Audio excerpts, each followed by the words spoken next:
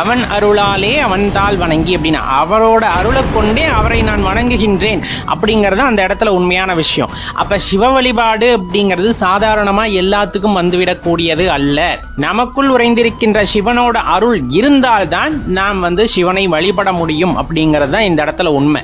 அப்ப தனக்குள்ள இருக்கின்ற இறைவனை உணர்ந்து கொள்ளாதவர்கள், அதை வெறும் ஜடமாக நினைப்பவர்களுக்கு இறைவன் காட்சியளிக்க மாட்டார். அவர்களுக்குள் இருப்பவர் வெளிப்படவும் மாட்டார். அப்போதுதான் இந்த நாத்திகவாதியா மாறுறது, மற்றவங்க மனசு புண்படும்படி பேசுறது, இந்த மாதிரி நிலைகளுக்கெல்லாம் அவர்கள் சென்று விடுகிறார்கள் அப்படிங்கிறது தான் அதுல ஒரு உண்மை பொருள்.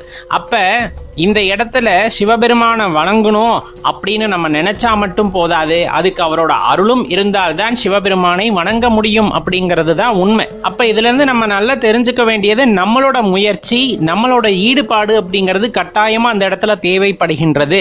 நம்ம எந்த முயற்சியுமே செய்யாம எல்லாமே எனக்கு சேரணும் அப்படின்னு நினைக்கிறது ரொம்பவே தவறான விஷயம். அப்ப இறைவனின் அருளை பெற முயற்சி செய்தோம் என்றால் ஆன்மீகத்தில் நாம் ஒரு உத்தமமான நிலையை எய்த முடியும் அப்படிங்கிறது தான் உண்மை நண்பர்களே.